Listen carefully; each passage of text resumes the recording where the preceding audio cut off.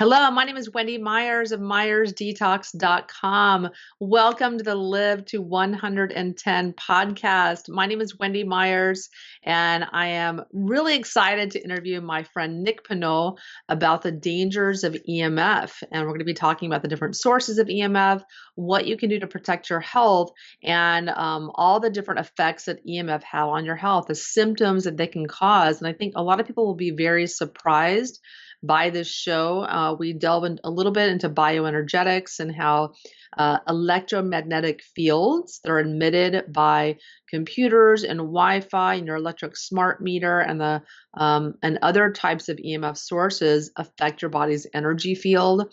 We talk about the coming 5G cellular network and how that's going to, really throw a lot of people into a tailspin with their health, with causing chronic fatigue. Some people are very, very EMF sensitive, especially women, and people can become very, very ill. And medical doctors are not looking at EMF at all as an underlying root cause of their health issues. So, any of you guys that are really, really sick out there that are listening, pay attention because you want to use the tools and tricks that Nick talks about to protect yourself from EMF to see if your symptoms improve. Nick Pineault is a health journalist who has published more than 1,500 online articles through a daily newsletter called Nick and Jen's Healthy Life. In 2017, he authored the Non-Tinfoil Guide to EMFs, an unconventional book which combines common sense and humor to tackle the very serious topic of electromagnetic pollution and its effects on human health. You can learn more about Nick's work at non-tinfoilemf.com. Definitely grab his book, The Non-Tinfoil Guide to EMFs, on Amazon. I highly, highly recommend it. Nick, thank you so much for joining us on the show. Thanks for having me, Wendy. Why don't you tell us a little bit about yourself and how you got into the health field and why you wanted to write a book about EMFs? Sure. So my name is Nick Pineault. I'm a health journalist from Montreal, Canada. You can maybe tell that from the accent, although most people think I'm French from France, but that's the difference. It's French-Canadian from Quebec. So I got into health, 10 years ago, just trying to build muscle at first. I'm a small guy, 5'4", with I guess at the beginning, a complex about my body size. So I wanted to get into bodybuilding. So I started eating, can you imagine, 6,000 calories at a point. Wow. Didn't feel good at all. I thought it was part of the process. I definitely I gained mostly fat, to be perfectly honest, got injured, did a lot of stupid stuff at the beginning, but it got me into health because I didn't feel good. I was drinking a lot of pasteurized milk. I was drinking a lot of orange juice for the calories and for just for the sheer there's carbs in there. I need carbs to.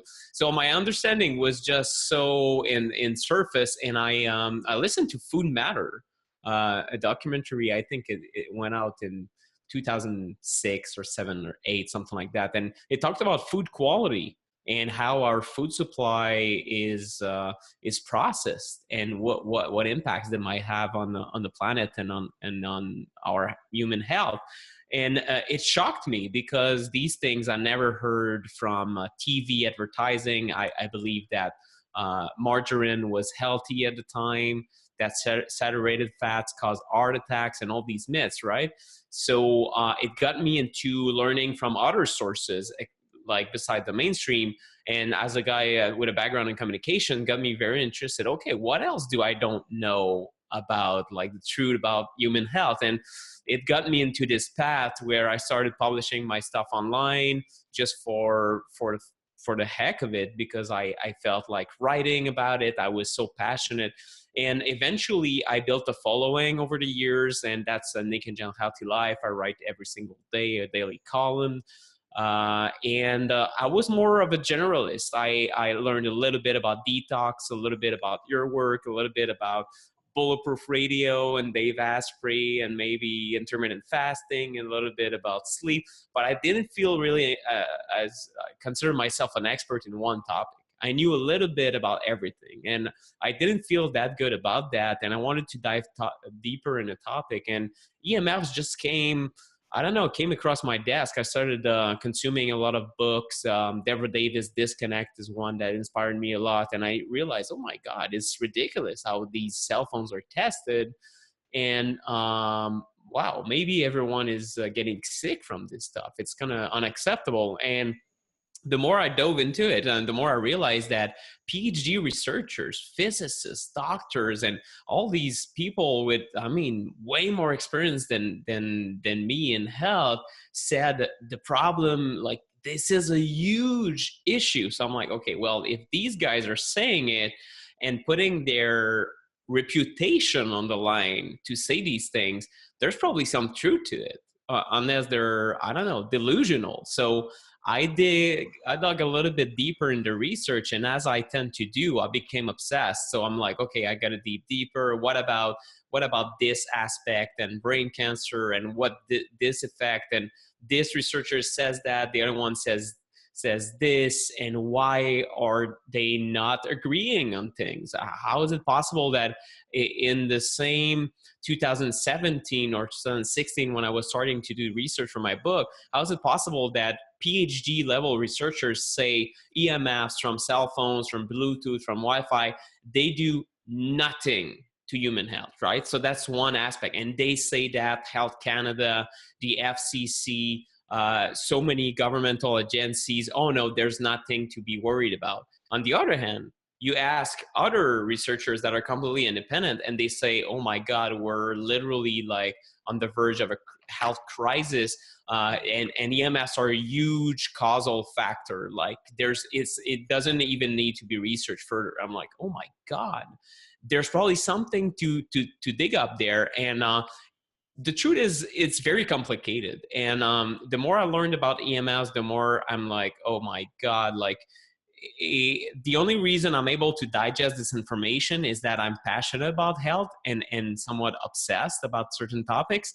And the average person on the street will not be able to get into the topic because it will sound totally crazy. So I thought, okay, I need to write a book that's simpler than everything out there, that's more down to earth, and even add humor in there and make it digestible. And this is what I put in the Non-Tinfoil Guide to EMFs. And as the title entices, I mean, non-tinfoil is a kind of risque choice for a title, because it can make it seem as if you're kind of laughing about the entire matter, right? The tinfoil hatters and whatnot. But it's actually the opposite. It's recognizing that most people think this is crazy talk, but when they get into it and they're like, oh, this one is non-tinfoil, right? And they read the research, and now they realize the same thing as I've realized in the last years, which is, oh my God, there's so much scientific data on that. How is it that we're not told these things? And in the end, it's becoming this topic, it's almost laughable saying that there's no effect, because the data that's independent and published, like there are hundreds of studies showing that there is an effect. For example, one that I cite often is fertility. So if you're a man and you have a cell phone in your front pocket, or even back pocket for that matter, there's a strong link in the data proven over and over and over again that cell phone EMFs, microwave frequencies, will reduce sperm count motility, increase DNA damage. And there's 201 studies published or looked at in 10 meta-analyses between 2009 and 2017 that I've looked at in my book. So 201 studies that conclude the same thing, which is EMFs do affect sperm count negatively. Well, it's ridiculous that people still say that it's not a problem. So this is why I published a book, and now I'm just trying to get like on your show and a lot of different shows to say, guys, I'm not saying it's the number one factor for all disease, but let's face it, it's everywhere, it's increasing, and the independent scientists looking at the issue, they're saying that the amount of evidence that this is making people sick is just overwhelming. And on top of that, something even more concerning for me, Wendy, is doctors like Dr. Dietrich Klinghardt that you're having on your summit, the heavy metal summit that I'm looking forward to. Well, Yes. Klinghardt is a pioneer in health. He's seeing people with ALS, MS, fibro, Alzheimer's, stage 4 cancer, those sick people that have almost been told, we cannot do anything for you, go home and wait until it's the end of your life, which can be near. Unfortunately, the medical system has failed these people. They're so sick. And what he's saying is that most patients cannot get better if they are in this EMF environment that most people are in. For example, just having a Wi-Fi router at home is too much for their recovery ability. So it makes me very concerned that maybe this is what's happening for so many people with so many issues. It's just that they haven't put the dots together yet. Yes, and I 100% agree with you, and that's why I wanted to do this very important podcast and have our very first one over Facebook Live as well. We're going to start recording the Live to 110 podcast over Facebook Live because it's really affects our body's energy field. And so when I met, I worked with your wife as a client to detox on my detox program. But then I saw you again at Ness Health training at Ness Health, NES Health. It's a bioenergetic protocol and program. And you and I were there training together. And Dr. Joe Mercola was there as well. And this, is a program that teaches us about our body's energy field and how things that interfere in our body's energy field interfere in our body's communication and energy flow in the body. So EMFs dramatically impact, the waves impact our body's communication systems. And that's one of the reasons it dramatically impacts our health and causes cancers. And I think it's something that a lot of researchers don't have awareness of and are not looking at. They just see EMFs and then perhaps the person gets cancer. They have increased rates of brain tumors. They see like a correlation, but maybe not a causation, a direct causation. So why don't you tell us a little about that and how EMFs impact our body's energy field? Sure. So EMFs this is a tricky thing. Just like some people can have different effects from the same heavy metals, right? For an easy example that people can relate to from your work, you can get headaches from mercury, but you could get skin rashes or autoimmunity. I mean, it's different. Every person will react in a different way because chemicals can literally affect every single cell. The same thing can be said for EMF. So for EMF, there's going to be an acute localized response. For example, if you use a cell phone near your head, well, you're exposing this region, your head, your parotid gland, your acoustic nerve, and we're seeing a huge increase in these cancers. So acoustic neuroma, parotid gland cancers, frontal lobe, and even thyroid and neck related melanomas, they're seeing an increase in Sweden. So there's a direct effect if you're using an EMF emitting device such as a cell phone directly near your body, right? So that's one effect that can be seen over time. So if we're talking about cancer, the research is still the link. Some people say it's controversial. If you look at one of the guys, actually one of the most credible researchers around EMFs and brain cancer, Leonard Hardell from Sweden, this is the guy who emitted the early warnings to the effect that Agent Orange used in the Vietnam War might be a carcinogen. So can you imagine, this guy has been in the trenches for his entire life, probably 50 years as a researcher, multiple PhDs. He's incredible, and he's saying that cell phone radiation should be a class 1 carcinogen. So it means same category as smoking and asbestos. But the problem is that this effect, for example, brain cancer, it can have a latency period of 40 years, right? 50 years sometimes. So it means that 50 years of cell phone use, after that, you'll get a problem.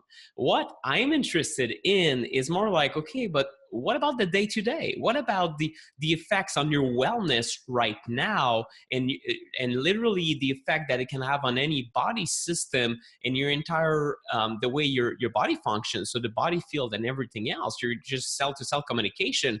And when we look at the other effects, well, for example, it will disrupt your pineal gland melatonin production. So that's one aspect that I think is critical to talk about, because, for example, one researcher, it's actually from January 2018, this research that came out from Iran. It's SMG Mortavi, the PhD researcher that's well known in the EMF field.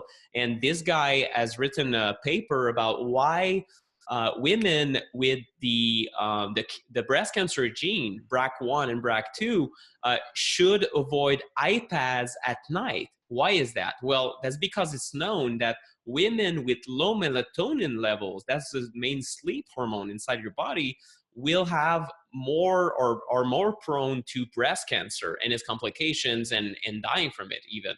So what disrupts melatonin? You have light. So if you look at this blue light device, but also the EMFs. So the cell phone, whether it's a cell phone here or it's an iPad here, or even a laptop on your lap that's near your body, it will disrupt your melatonin production. So on one hand, you will get less deep sleep. So you're slower to detox, for example, because this is what happens at night with the lymphatic system that actually cleans out your brain and sends all the toxins via your spinal fluid. There's an entire system that was discovered around 2015. Can you imagine? It's been only 3 years that they know that our brain detoxes. How crazy is that? Yeah. So you have that's happening at night. You have memory consolidation, and it's shown that people with Alzheimer's disease and dementia, well, if they have sleep deprivation, it just makes their entire case worse. Of course, your brain health depends on sleep. And then you have, well, depression and anxiety. This happens as a natural thing if you don't sleep well. So sleep affects your entire health in such a perfect storm kind of manner when you have sleep deprivation, that just this aspect alone, I think, is sufficient to look at the EMFs as something to avoid, or at least try to reduce in your life, because sleep is so critical. So that's one aspect of it. And then there's overall symptoms that people who are said to be electrosensitive or EHS, electro hypersensitive, can experience. For example, one of the main that's reported is fatigue. Of course, that's vague, but overall, people who live near cell phone towers, in multiple study after study, the closest you are to a cell phone tower, the more people experience fatigue when you survey them. So that's an indication, let's say, that they're not in great shape if they live near this base station, you know? Yeah, can I just say one thing? I am Sure. looking right now at a massive cell phone tower in downtown Los Angeles, and I want to show it to you guys. Yeah. It's staring me right in the face. Can you see that? So that's Can you see that? That's a cell phone tower? That's an AT&T cell phone tower. That's right on top of the AT&T building. Yeah. I just want to show that to you because I know it's zapping me right now. And, you know, It could be. I definitely. Yeah, I had, you know, my own experience with EMFs that just completely drained me. And it took me a minute to figure it out. It took me some time to figure it out. And I know there's and I'm a very intelligent person. I know a lot about health. And it still took me a minute to figure it out. So I lived in Malibu on the beach. There's not very many cell phone towers or wireless internet. There's not a big population there. I moved from there and I was doing great, felt fantastic, slept deep, amazing. I restored my health there. And then I moved to central Los Angeles, kind of 10 minutes from downtown, where there's a ton of EMF and there's a ton of cell phone towers and all kinds of things. So I had a lot more electromagnetic smog that I was dealing with. And within about 6 months, I was just zonked. I was exhausted. I wasn't sleeping well. I would wake up exhausted. And I know there's a lot of people out there that feel that way, that just wake up in the morning, they feel like death. and they do coffee or stimulants or other things, just anything to try to feel better. And that's why I want to do this show and bring some awareness to it, because I found Nest. So I discovered Nest Health and I started that, and I started feeling better very, very quickly, partly because that type of bioenergetic program protects your body from EMF. It can correct some of the issues that EMF can cause in your body. But then I had to really start addressing EMF in my home as well, and EMF protection. So let's talk a little bit about EMF protection. What are some of the things that you can do? Like, what's effective, what's kind of bogus? And just tell us about some of the information surrounding EMF protection. Sure. So the number one thing to understand is that most sources of EMFs that are the worst, that are contributing to your worst exposure, is actually what you purchase. So the things that you pay a lot for example, your smartphone, right? iPads, computers, your own computer, or even a Wi-Fi router. You pay, I don't know, like I pay around $60 per month, Virgin Mobile Wi-Fi router. It's in the living room just there. And it's that stuff that exposes you at home with the highest levels. It's not necessarily the cell phone tower. Sometimes it is, but rarely. Most of the time is the stuff inside your own home that is the problem. And this is what's hard to accept. But at the same time, the good news is that you have the control over these devices. No one is telling you to put the phone near your head. No one is forcing you to have Wi-Fi. Of course, it's convenient, but there are solutions that you can apply. So for example, when it comes to a cell phone, the number one thing to do is to create distance from your head or from your body, any part of your body. Because let's say I'm here near my ear, I'm blasting my head. So instead, okay, I could be blasting my heart. Let's say I talk on my cell phone with earbuds, but I put it in my shirt pocket. Not necessarily a better idea, if you ask me.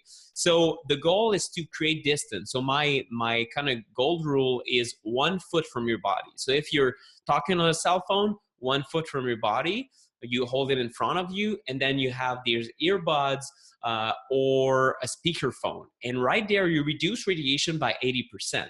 So you will reduce the cancer risk and the long-term stuff, and also the acute effects. Some people report they talk for a couple of minutes and I kind of feel dizzy or tingly, or some people will get hearing effects. It's hard to tell. Maybe it's going to be fatigue for you. Maybe you don't realize it, but every time you have a cell phone call, right afterwards, you have an energy dip. Who knows? But for example, even one effect of just having a cell phone call for a couple of minutes during the day is that your melatonin production at night will be lessened. So that's one study showing that. So just avoiding talking on a cell phone right next to your head is the number one step. Now, if you don't talk on it, let's say you text or you just carry it around, it's not better to carry it on your body. So people, I see women going on a run, cell phone in the bra, and I'm pretty sure it's not on airplane mode because we don't have the habit of doing that. Men in their front pocket, or women for that matter. So when you carry it on your body, hit airplane mode. So that way you remove the signal. And then when you're not carrying it, well, you can open it back and put it in front of you. Just do not stick it to your body. And actually, if you look inside the fine print in your iPhone or Samsung or Google Pixel for that matter, there's something that says this device should be a little bit farther away from your body to stay within the guidelines, and the guidelines that are completely broken and ridiculous. But even to follow these broken guidelines, it needs to have a distance. So it's said in the fine print, which is ridiculous because I never read the fine print, but like no one does that.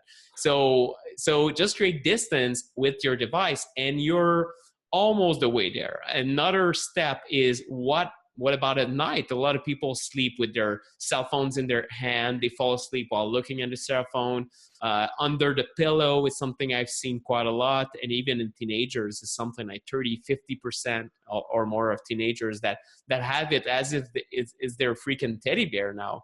Yeah. So even children. So do not do that airplane mode when you're at night, because again, your cell phone, even if it's dark, right? The screen is black. You're like, okay, well, I'm not Instagramming, I'm not Facebooking, it's emitting nothing. No, it's emitting constantly little pings of information to make sure that in case of a call, the cell phone tower knows that your cell phone is online. So it's always emitting unless you're on airplane mode. So at night, it's especially important to put it on airplane mode. And just this one trick alone, I've said that to my mom a couple of months ago. She's like, Nick, I don't know what's happening. She's a cancer survivor from breast cancer, so she's really now attuned to her health.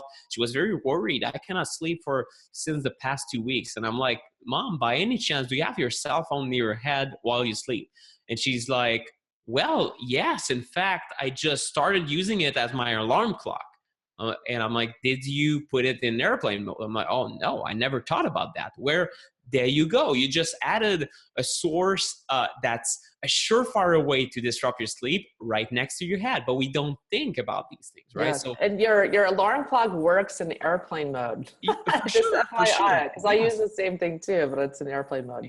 Mine is always by my bedside. I have my sleep tracking app and everything else, but airplane mode it is, of course. And if you put it on airplane mode, you also want to make sure, because you can actually be in airplane mode but activate Bluetooth and Wi-Fi while you're on. So just look at these icons, make sure that everything is turned off, because a cell phone can be connected in so many different ways to the internet. You just don't want any signals coming out there. And the number 2 source that's the most harmful to your health usually is your Wi-Fi router. So you talked about a cell phone tower that's right in front of you. Well, a Wi-Fi router is essentially a miniature version of that. It's a miniature cell phone tower that you're installing inside your home, and that gives you signal throughout the house. If you can go on the internet at the other side of your apartment, it essentially means that your environment is blanketed with signals, right? So you're choosing to expose yourself inside your home. You're creating the problem. And that's not necessarily, I'm not telling everyone, okay, Wi-Fi needs to be avoided. If you're really sick, if you're struggling with cancer, I would recommend not having Wi-Fi and going with a wire. That would be my number 1 advice for sure. But it might be a little bit of a hard step to take for people that are, let's say, they're just getting into the topic. So I won't tell you to not have Wi-Fi, but at least turn it off at night. Because why do you need Wi-Fi at night? Essentially, it's just creating an electrosmog inside your bedroom and inside your entire home. And it's preventing you from having the best sleep you can. So you can actually use something called a Christmas light timer. You put your Wi-Fi router, you plug it in there, and then you set it and forget it. You can, for example, set it at 10 p.m. it turns off, and at 6 a.m. it turns on. So you have 8 hours of relief. And the goal being, can you have this environment that is lower in EMF and that resembles Mother Nature instead of this stressful LA downtown environment, or even Montreal like I am right now, just in my bedroom. Even if I turn off my Wi-Fi, they are the neighbors. So it's really far from perfect. Even as an author of a book, I realize, oh my God, my room is fairly high in EMFs. And just from my neighbors and just from probably cars passing down the street and people are on their cell phone. It's just like the overall environment. So this I have a hard time controlling. However, I'll reduce my own sources as much as I can, just like you try to eat as clean as you can. It's just an extra step that you need to take.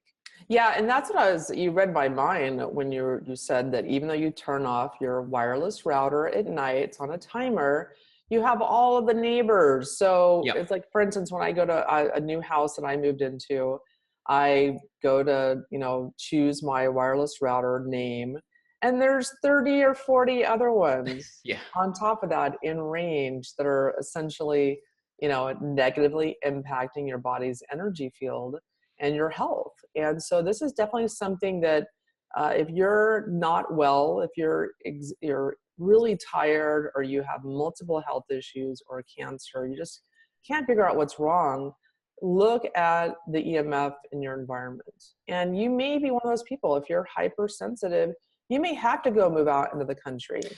or go Yeah. somewhere where, because you can't control it all. You can control some, but you can't control it if you live in downtown LA or Montreal or a metropolis, a big metropolitan area, whether you're just bombarded with it constantly. It would be hard. I talked to a friend of yours, Dr. Joe Mercola, a couple of days ago, and he told me he's working on a EMF sleeping bag. And eventually, so look out for Mercola.com. I don't know when it's going to come out with, maybe 1 year, maybe two. But eventually, it's going to be a cheap way. Maybe he told me $200 to $500. That is an investment, but you'll be able to essentially sleep in a zero EMF environment inside your bedroom without doing major overhaul of your house. So it might be a solution, but in the meantime, it's true that if you suffer from, here's the thing, if you have unexplained symptom, okay, of any kind, whether it's anxiety, brain fog, fatigue, depression, fertility issues, even gut issues, hearing, tinnitus. There are so many ways that you could be sensitive to EMFs and you could have these symptoms. So to verify if this is the case, how do you feel when you get outside the city? How does it feel when you sleep at a friend's house who lives in the countryside in the top of a mountain near a lake, like a pristine place with no Wi-Fi? Or so look out for these changes in environment and changes in symptoms. And when I tell people that they go by the beach for a week in vacation house and they're in the middle of nowhere and they say, oh my God, I'm actually like, my brain is sharp as if I'm like 20 years old, and maybe it's like a 60-year-old talking. And I'm like, well, so you're not forgetful, you just suffer from, you're very sensitive to these signals. And the problem is that we've only been exposed to Wi-Fi for what, like 15 years now, barely. And to smartphones around 10, the way we use them with the internet and surfing and using them like all the time, maybe less than that. So it's a new kind of exposure, and it's adding on top of the chemicals and everything else. So to try to differentiate between the different exposures and what it might be causing, just getting outside the environment for a while, if you feel very different, well, stay attuned, stay very aware that when you're going back into the city, you'll see a different level of energy and different things. For example, when I moved here in this apartment where the Wi-Fi levels are fairly high from the neighbors, I noticed that my sleep isn't so good. I'm like, what is happening? Is it my diet? Is it this? And I tend to blame it on everything else because it seems easier. It's true. It's Even lower as an hanging author, fruit. It seems more like an obvious source of problem. It's true. I'm like, okay, what did I do wrong? Did I overdo caffeine? I think I had a coffee after 2 p.m. and maybe I was overstimulated and this and that. But I took the Cornet meter. I use a Cornet ED88T. That's a good meter to start with, under $200 USD. And I looked at the levels. I'm like, oh shoot, this is actually very high, even though we don't have sources from inside the home. So I'm like, oh, okay. And now I'm thinking maybe I'll repaint the entire room with some shielding paint or something like that, which is, there are solutions for sensitive people living in a city, Wendy, but you got to go deeper. And in that case, you got to talk to a building biologist. In truth, these are professionals that know way more than me when it comes to shielding and identifying the sources. And they can do miracles. They can shield. You can actually have a kind of transparent film on your window that you will almost not see, but that will shield the emissions from outside. And it might sound crazy, but if you feel better, I mean, if you sleep better, you sleep like a baby, even downtown LA, well, it's useful. If you feel the difference, I think it's essential. It's an essential investment for anyone who wants to stay healthy, to look into this. And unfortunately, the more I look into it for my own health, the more I realize how much it's impacting me. And it's not just nocebo, because sometimes, most of the time, I realize there's an effect. I'm like, why do I feel off right now? And I realized I forgot to turn off the Wi-Fi on my computer. And I'm doing an interview and I'm losing my words and I have a slight brain fog. And then I turn it off, and 15 minutes later, I'm okay. But first I got the symptom, and after that I realized it was an EMF source. So I'm becoming very attuned because now I'm looking for it a little bit. I'm like, okay, what is I am too. Like, I just spent Yeah. a weekend in Malibu at a girlfriend's house, and she's kind of out in the middle of nowhere. We were walking on the beach, did some grounding. I slept amazing. I slept fantastic. And then I came home last night. I was up for a couple hours in the middle of the night, and I realized I've got to move out of Los Angeles Central. I'm too sensitive. Yeah. When I go stay at a hotel, a lot of hotels, they have grounded wires in the walls, and there's a lot of protection there. A lot of times people's cell phones may not work so great in hotel rooms, but I sleep unbelievably well in hotel rooms because there's so much protection from EMF and from dirty electricity in the walls. Yeah, it's mainly the dirty electricity and electrical field. This is something I learned from Mercola as well. Just the fact that most hotels, the way they're built, their wiring in normal wiring, household wiring can have an effect. It's a type of EMF called electrical field.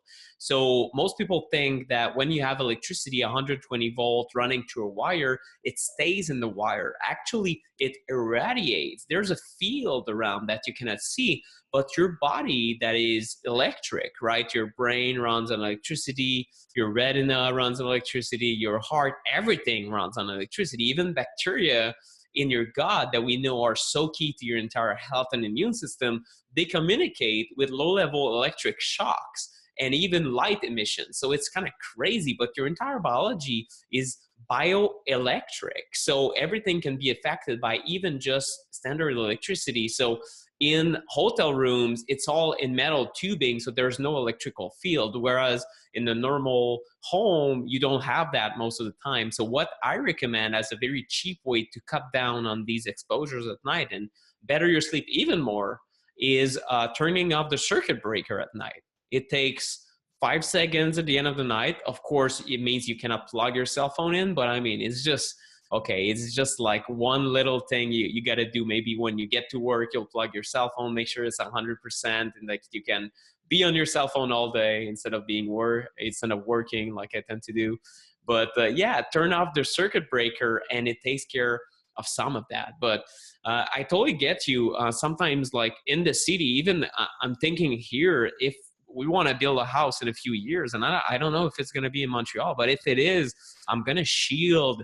I'm going to do something special because I don't feel as good as when I go in the countryside. I feel, transformed when I go in just as a vacation for a couple of days. And I even remember when we met in Florida for the NAS training, I was walking on the beach getting sun, and my health was transformed in 10 days. Like literally, I had better results in 10 days of eating restaurant food, eating probably too much sugar. I had wine. You had wine? I had wine. Oh, yes. Oh, yes.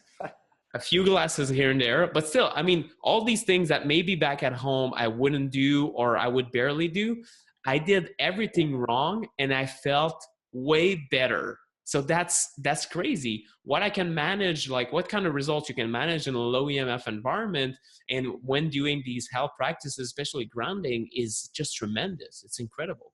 Yeah, and I'm really concerned about the coming of 5G. So right now we're on 4G cellular network. And so people want faster, they want faster downloads. They want to be able to utilize their cell phones and computers much better. It's a consumer demand. But there's going to be a price to pay with the coming of 5G. So explain to us what 5G is it implemented yet, and what are some of the consequences of that? Sure. So in the history of developing cell phone service, we had I don't even know if it was 1G, probably back in the days of having a large cell phone plugged into your car with an antenna on top. If some people remember 96 or around those days, my dad had one. It probably cost hundreds of dollars to have cell phone service. Eventually we moved to 2G, and 3G is what we know as when we first had smartphones. So you could get on the internet. This was around 2002, 2012, if I remember correctly. And eventually we came up with 4G or LTE. 4G is the fourth generation. LTE is long-term evolution. But these two different kind of terms talk about the faster network. So eventually we had all sorts of cell phone towers that were 3G at a certain speed. And 4G meant that you can go sometimes up to 3 times the speed. So 4G networks are faster and people are happier because there's less phone call drops or connectivity problem when you add a bunch of new users in. 5G is way more than that. So with 5G, they want to redesign the way our cellular networks function. So first, they want to go higher speed, of course, because as you said, users want to download faster. They want to stream HD videos live, like stream Netflix on their cell phones while they're walking in the street and watch a movie. I don't know what. And then also enable stuff like autonomous cars. These cars need to be connected online with other cars so that they know how to avoid collisions and data gathering. And it's incredible the kind of internet that we need to enable these new technologies. So that's 5G. So 5G is 10 to 1,000 times 4G. So it's way faster. So for example, you could be able to download an HD movie in a couple seconds. Boom, it's done. You never wait. So it's exciting in that sense. However, there are a lot of downsides when it comes to the amount of radiation, because generally when you go at faster speed, you have more radiation. It kind of is an unfortunate side effect. So 5G will not only use faster speeds, it goes up in the frequency band. So normally your cell phone right now is around 900 megahertz to 2.7 gigahertz, and it's called a microwave radiation signal. This is the frequency. Now 5G will move to 6 gigahertz to 60 gigahertz. So if you ever went through this TSA screening where you hold your hand like that and they take a body image to make sure you don't have a knife or something like that at the TSA in airports, this is a millimeter wave signal that is used. 5G will use the same frequency as that, but there's going to be way higher power. So if right now you're avoiding the airport scans because of this fear of radiation, it's kind of ridiculous because your cell phone will expose you to thousands, if not millions of times these levels ambient. So this is what's coming. The problem with millimeter waves is that we don't really know what they're going to do because they haven't been studied. There are barely any studies. One researcher from Israel is looking at the effects on skin docs. So the radiation seems to get in the surface of our skin, but then it gets in the skin ducts and might have effect, like allergic effect on the skin, or even a more dehydrating effect on the retina and other mucous membranes. So we don't know what it's going to do. And it's unfortunately, it's a big experiment because right now they're rolling 5G and they're kind of justifying that by saying, well, 4G does nothing. Again, the kind of meme or the myth that 4G and cell phones do nothing. They say, well, if 4G does nothing, more doesn't mean anything. It's all good. It's all good. So the millimeter waves is one thing. It's unproven, and we don't know what the effects are. I talked to an EMF engineer from UK, Alasdair Phillips, and he told me that the way 5G is built, the kind of pulsing that they're going to be using and the modulation, it's going to be even more biologically active for human cells. So he says that he's been in the trenches for, I think, 35 years now as an engineer. He has a background in engineering and physics, so he understands these things at the highest levels. He even developed EMF meters. He's like a top level guy. He says, you know what, Nick? Yeah, EHS is going to be on the rise because of 5G. So people are going to become even more sensitive.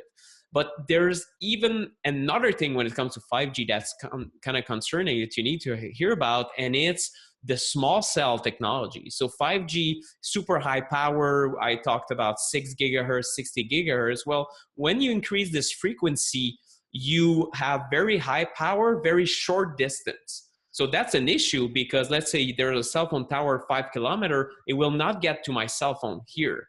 So what they do instead is that they're going to install one miniature cell phone antenna every block.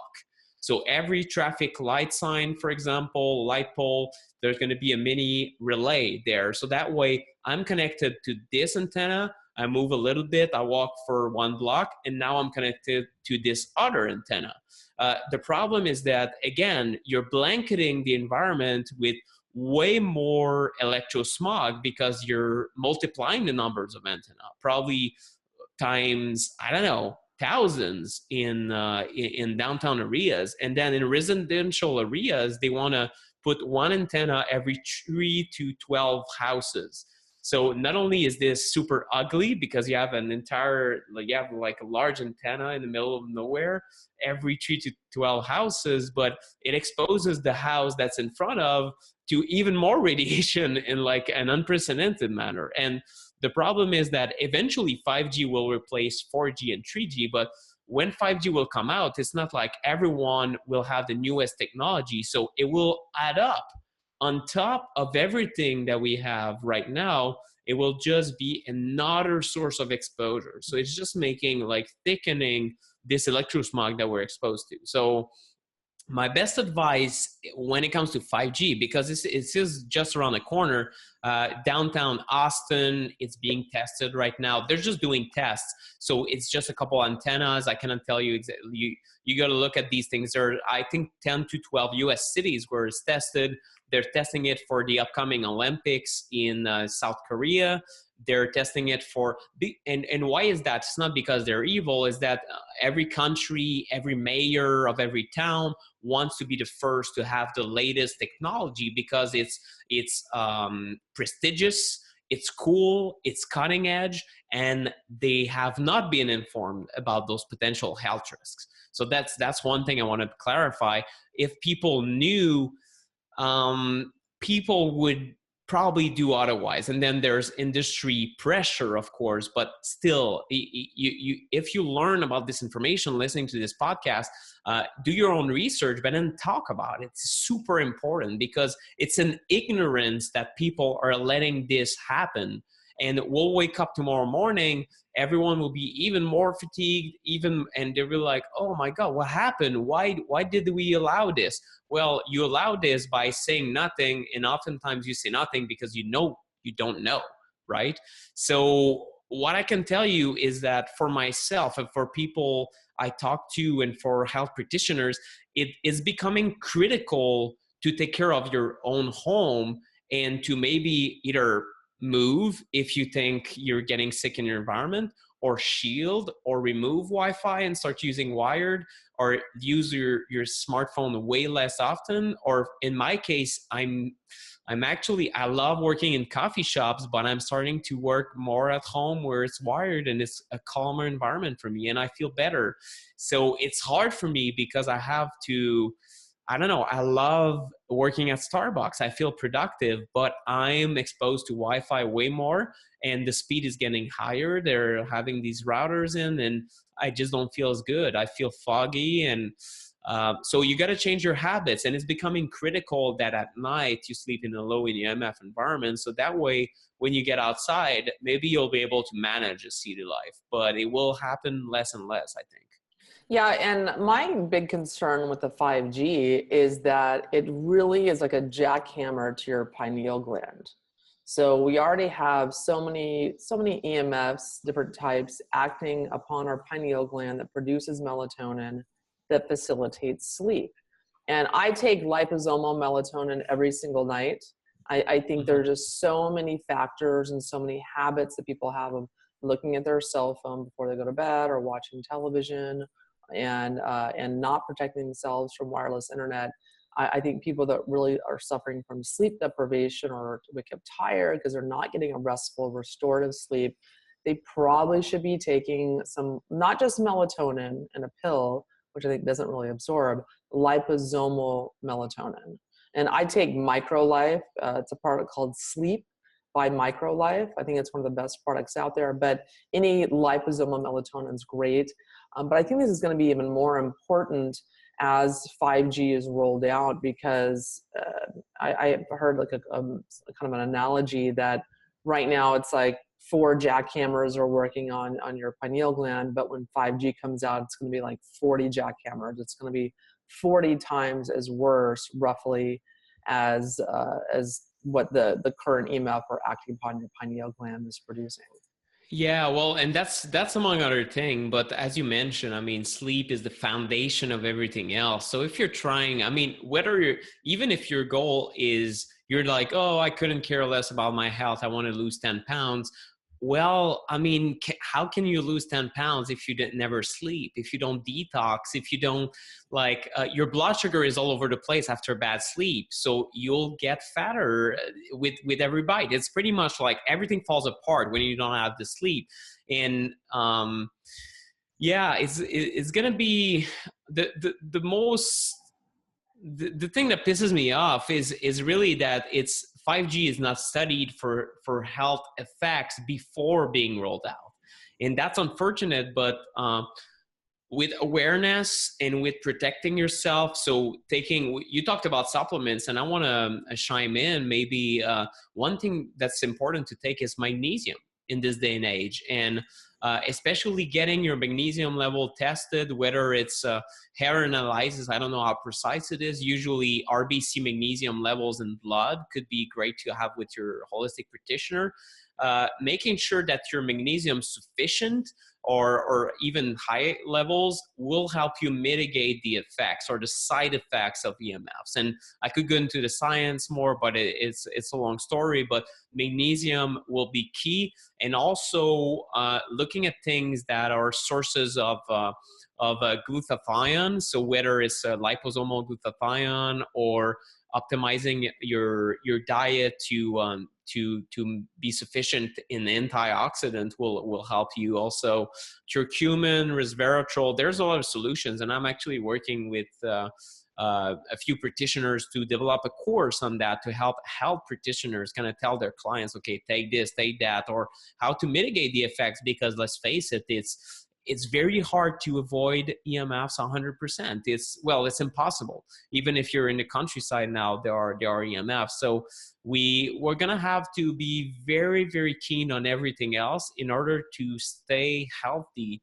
while we spread the word and say to authorities and in school districts and governments, well, this is unacceptable. We should do something about it. But you know what? The good news is that in several countries, they're taking massive action and it's working.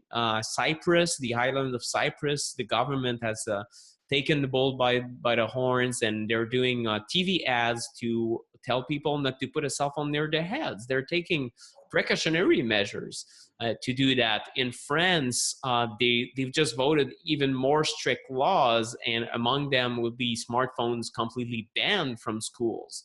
At the entrance, you're going to have like a little place where people put their smartphones, and then you get it back at the end of the entire school day. Wow, how revolutionary. Yeah. That's as if it's a gun.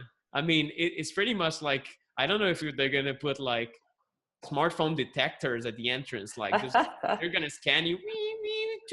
Oh, you got a two, 3 iPhones that you're trying to smuggle in. Oh, yeah. But it's good. It's good for education. It's good for kids' health, for their concentration. I mean, it's such a huge distractions for adults. Who are we kidding? It's the same for children. I mean, it's ridiculous. When you have Candy Crush or you have mathematics, what do you think will happen? I mean, let's be smart about it. But it's actually moving in the right direction. I see that happening. It's just that there's a lot of work that needs to be done. So if you personally try anything we've talked about during this podcast and you feel better, well, tell it to your neighbor, tell it to friends. I mean, it's important to spread the word about the topic, because it's still considered completely crazy when it's far from being crazy. It's critical that people think it's, or realize that it's very serious, you know? Yeah, let's talk about one of the best ways to protect yourself from EMF. So it's in a little cocoon, a Faraday is what they call it.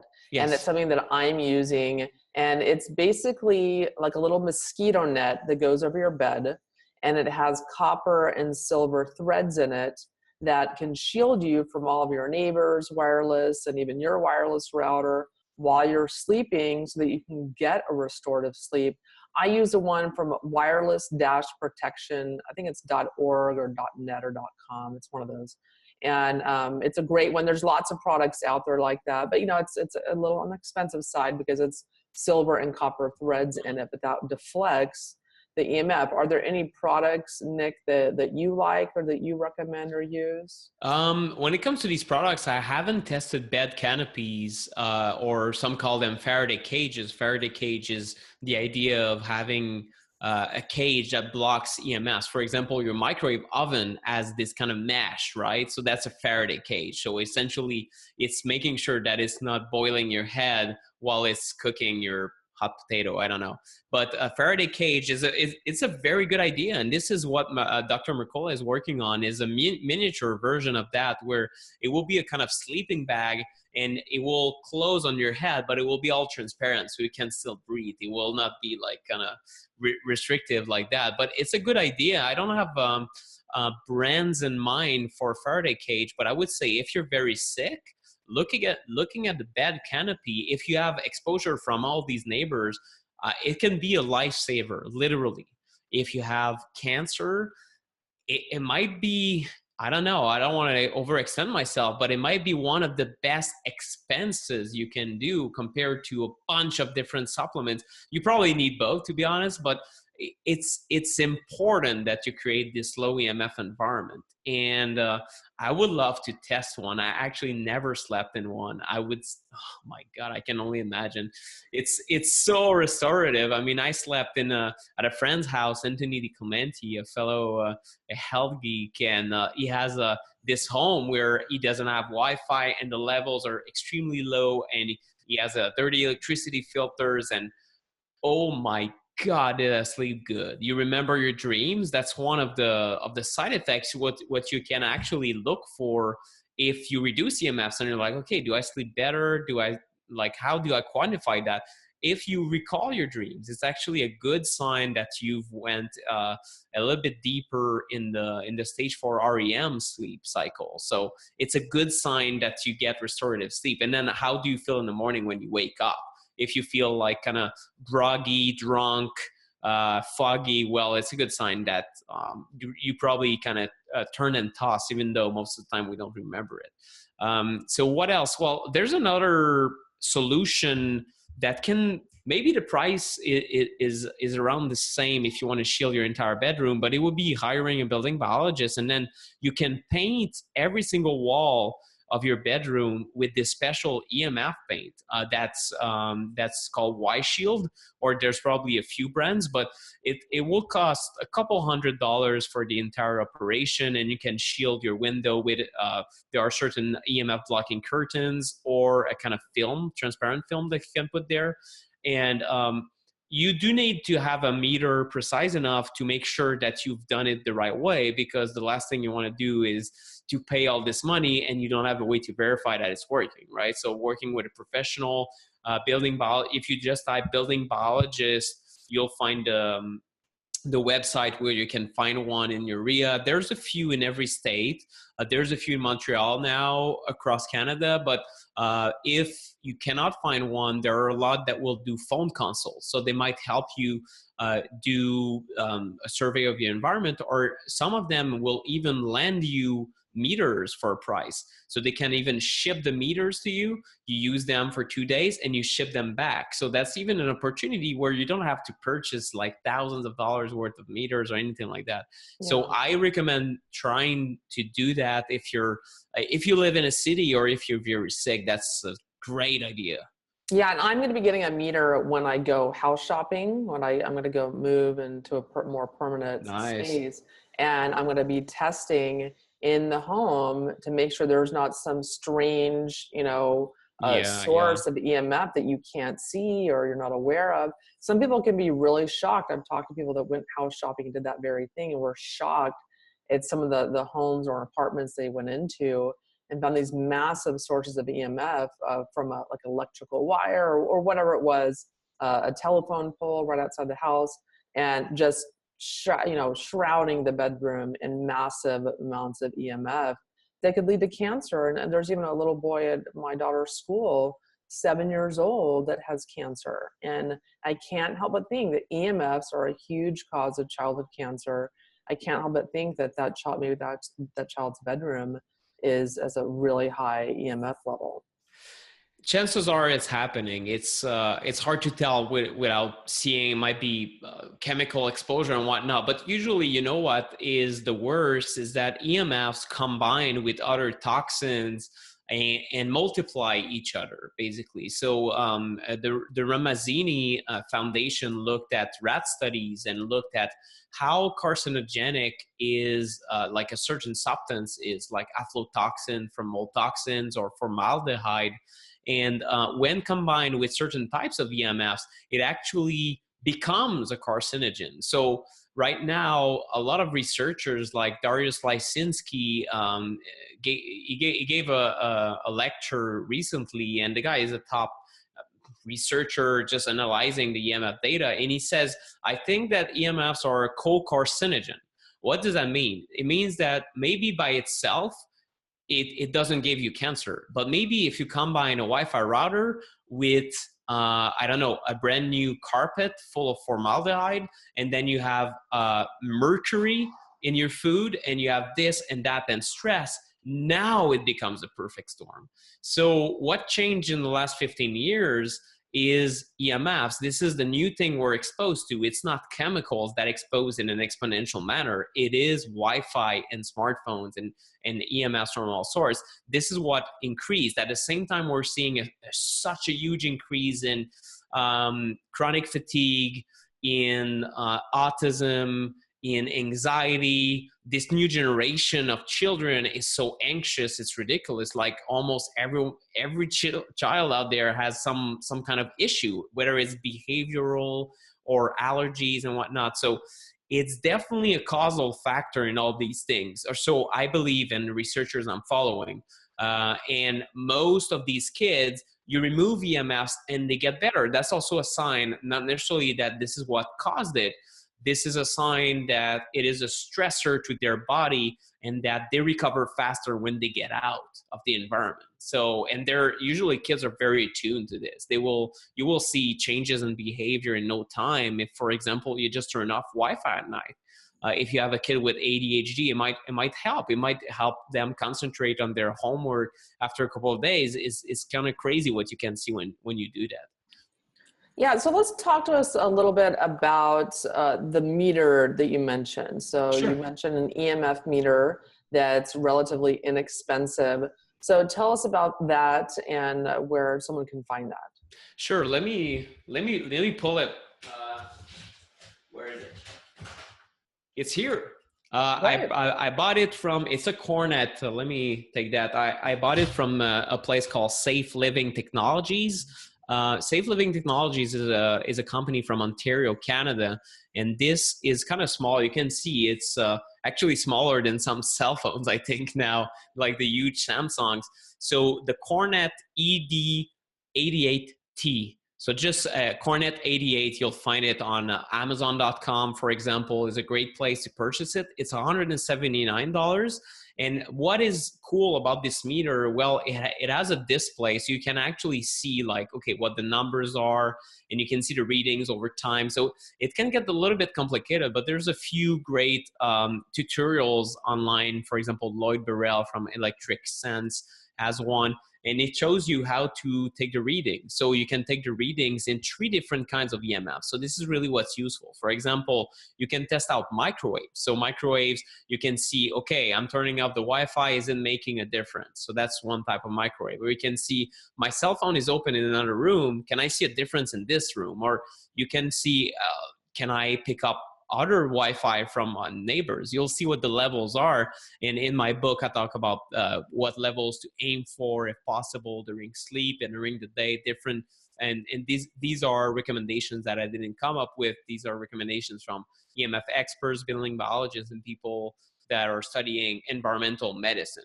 Another type that you can look at is magnetic fields. So if you live near a high voltage power line and you're kind of afraid, okay, is it kind of, am I in the field of this huge power line? This would be a magnetic field. And one study looked at women exposed to magnetic fields over 4 milligauss, if I remember correctly. This is a study from a couple of weeks ago, and they had triple the miscarriage rates.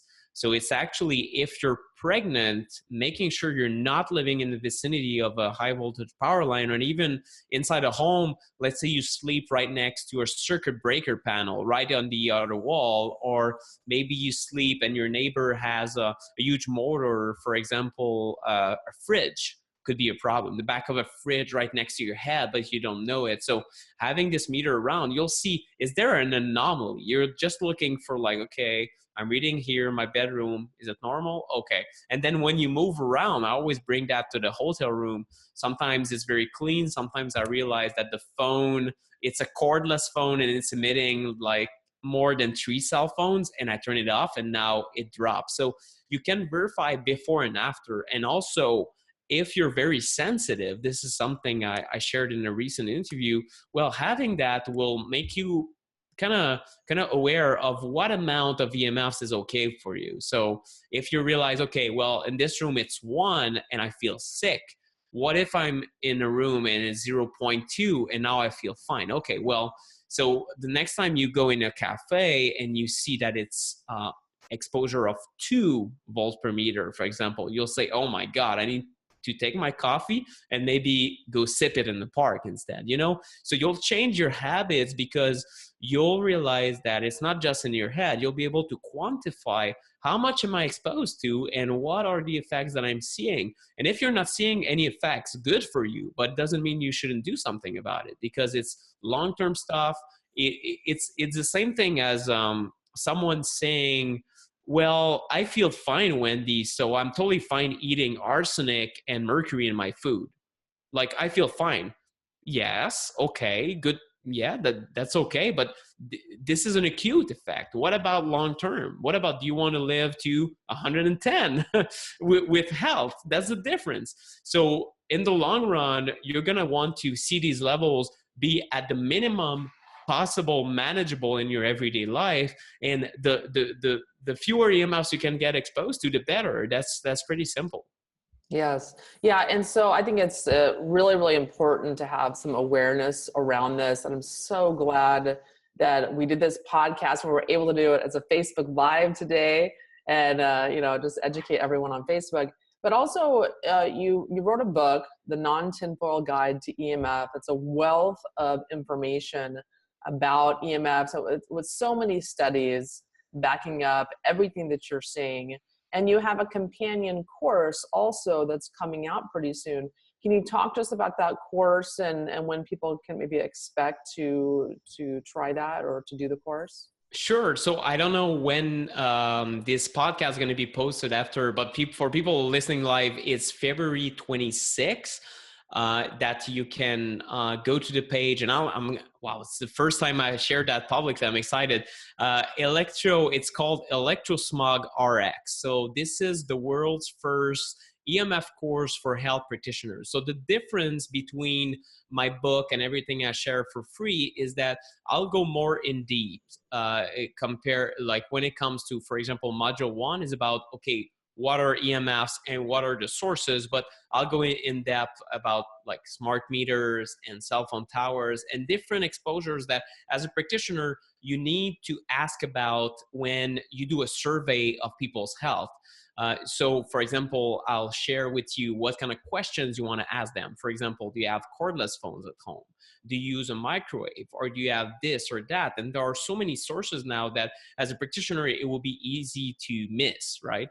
Another thing that I'll add is the mechanisms. For example, what EMFs do when it comes to inflammation or calcium influx in the cells, and explaining to you the research of Dr. Martin Powell, that is one of the most definitive, I think, research and mechanisms around how EMFs affect our cells, and what it means as far as your recommendations as a practitioner. So for example, if people are very low in magnesium, you will see people that are more sensitive to EMFs. If people are very sensitive to chemicals, usually they will be more sensitive to EMFs. Or if people have neurological issues around glutamate, so they're very MSG sensitive, for example, again, it feeds the same cycle, what's called the no-ono cycle, and that's all part of what makes people sensitive to EMF. So I'll share kind of how to get clients out of this slump, and it's all exploratory, but what are the best practices when it comes to what to tell clients, how to help them heal, the science, and also the mechanism. So it's a little bit deeper for people that are really interested in their health. They might find that interesting, but it's mainly for, I would say, anyone that has clients and that wants them to get better fast. Is super important as a new factor in health and disease. I think that's so important, because anyone that's working with clients and their client population, you know, there's a subset of people that are so sick and they've been to doctor after doctor after doctor and have not been able to figure out what's wrong. We've tried all different types of protocols, and all of these doctors, they're missing this very, very basic thing, EMF. And so if you're not well, you have a loved one that's not well, you want to be looking at this. And I think your course, Nick, would be a wonderful resource for any practitioner of any type, a medical doctor, a naturopath, or just a health coach, a wonderful resource in addition to their knowledge set. So it's really important work that you're doing.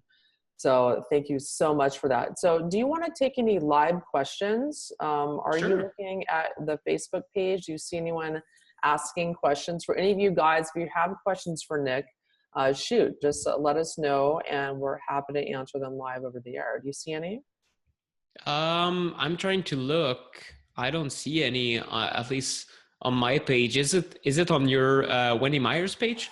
It is on my page. I'm not looking at that right now. Okay. But you know, it's fine. People can leave comments on the blog post. Sure. And we can answer those, and leave comments on YouTube, where this will be published eventually, and they can answer or ask questions there as well.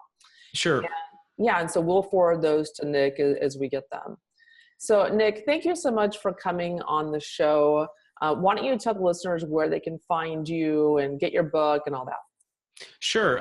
So people can find me on simply emfbook.com, and you'll get a link. You'll see the entire expose that I do around EMFs, which I don't think people that have listened to this need more convincing, but you get a link to the ebook. And then there's also Amazon.com. The Non-Tinfoil Guide to EMFs is a title. And then the upcoming practitioner level course is called Electrosmog RX. So depending on when you listen to this, starting February 26, 2018, you'll go to Electrosmog RX, and you'll be able to check it out. Fantastic. Well, Nick, thank you so much, everyone. Thank you so much for listening to the Lib to 110 podcast. You can learn more about me going to wendymyersdetoxtoxins.com. And I have tons of resources, about hundreds of podcasts, all kinds of free resources about how to detox your body. This podcast about detoxing EMF will be on there eventually. I think it's such an important topic. EMF is just affecting everyone to some degree. You have to know about it if you care about your health. And I have a free e-guide you guys can download, the top 10 tips to detox like a pro checklist. Just go to detoxforenergy.com if you want to download that.